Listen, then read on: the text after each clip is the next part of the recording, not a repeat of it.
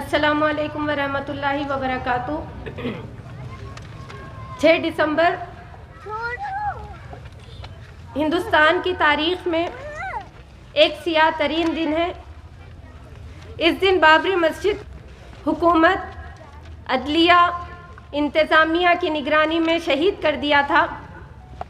ہندوستان کی تاریخ میں سب سے بڑی دہشت گرد کارروائی بابری مسجد کی شہادت ہے۔ مسلمانوں پر سب سے بڑا ظلم اور مسلمانوں کے ساتھ سب سے بڑی ناانصافی بابری مسجد کی زمین کو رام مندر کے حوالے کر دینا ہے۔ اس بڑی ناانصافی، ظلم اور دہشت گردی کے خلاف اپنے غم و غصے کا اظہار کرنے، بابری مسجد کے قاتلوں اور مجرموں کے حق میں بددعائیں کرنے، بابری مسجد کے تعلق سے 30 سال کے دوران ہم مسلمانوں سے جو غفلت، لاپرواہی، کوتاہی سرزد ہو رہی ہے، اس کی اللہ رب العزت کی بارگاہ میں معافی طلب کرنے اور اس بات کے اعلان کے لیے ہم یہاں جمع ہوئے ہیں کہ بابری مسجد سے ہم کسی طور دستبردار ہونے کے لیے تیار نہیں ہیں۔ بابری مسجد کی بازیابی کی جدوجہد ہم جاری رکھیں گے اس وقت تک جب تک کہ بابری مسجد دوبارہ اس کے اصل مقام پر تعمیر نہیں ہو جاتی۔ ہم یہ جذبہ اپنی نئی نسل میں منتقل کرتے رہیں گے۔ ہم انہیں بابری مسجد کی تعمیر نو اور اس کی بازیابی کے لیے تیار کرتے رہیں گے۔ یہی ہمارا اعلان ہے۔ اس موقع پر میں خصوصاً اپنا یہ موقف آپ تمام کے سامنے، پورے ملک کے سامنے واضح طور پر دہرا دینا چاہتی ہوں کہ مسجدیں اللہ کی ملکیت ہوتی ہیں۔ وَأَنَّ الْمَسَاجِدَ لِلَّهِ فَلَا تَدْعُوا مَعَ اللَّهِ أَحَدًا۔ یہاں ہم کسی طور کسی مسجد سے بھی دستبردار نہیں ہو سکتے۔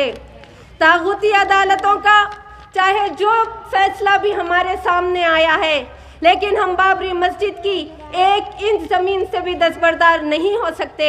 بابری مسجد پر ہمارا دعویٰ جوں کا توں برقرار رہے گا، اس لیے کہ شریعت کا یہ قانون ہے کہ ایک دفعہ جس جگہ مسجد بن جاتی ہے، وہ جگہ فرش سے لے کر عرش تک مسجد ہی قرار پاتی ہے، چاہے اس کے در و دیوار سلامت ہوں یا نہ ہوں۔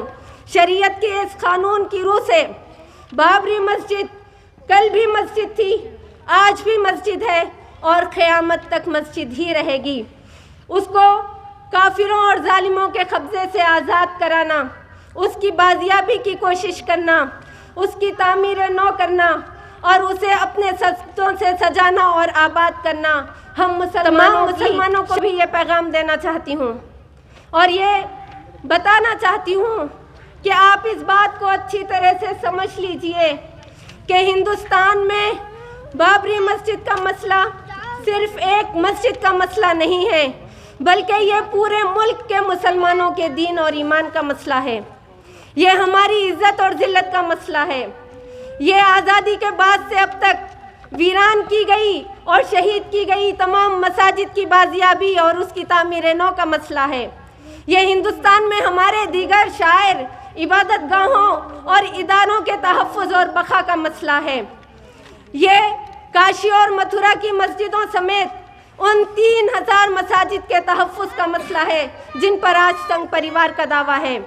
اگر آج ہم بابری مسجد کے مسئلے کو چھوڑنے کی حماقت کریں گے تو میں آپ کو بتا دوں کہ اس ہندوستان میں ہم مسلمان بن کر زندہ نہیں رہ سکیں گے، اس لیے کہ جو قوم اپنے عبادت گاہوں کی تحفظ نہیں کر سکتی، اپنے عبادت گاہوں کی تعظیم نہیں کر سکتی، اس قوم کو زندہ رہنے کا کوئی حق نہیں ملتا۔ میں یہاں خصوصاً مسلم نوجوانوں سے یہ گزارش کرتی ہوں، یہ اپیل کرتی ہوں کہ آپ بابری مسجد کی جد و جہد کو اپنا مقصد بنا لیجئے۔ آپ بابری مسجد کی بازیابی کی جد و جہد کو اپنا مقصد بنا لیجئے۔ اپنے سابقہ بزدلی، غفلت، لاپرواہی اور کوتاہیوں سے باز آ جائیے۔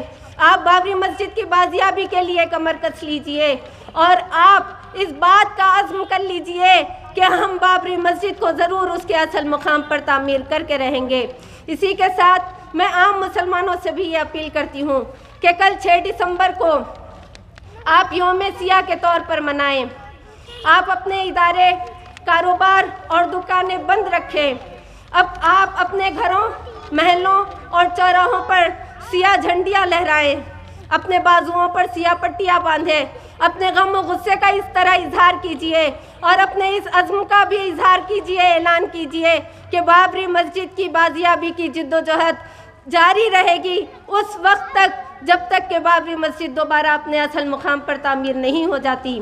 اللہ سے دعا ہے کہ اللہ ہمیں قوت دے، طاقت دے، ہمت دے کہ ہم ساری ویران شدہ مسجدوں کو آباد کر سکیں، شہید مساجد کا تحفظ کر سکیں، اس کو بازیاب کرا سکیں اور اس کی تعمیر نو کر سکیں، اور اپنے دیگر عبادت گاہوں، کاشی اور متھرا کی مساجدوں اور ان 3000 مساجد کا تحفظ کر سکے جن پر آج سنگ پریوار کا دعویٰ ہے.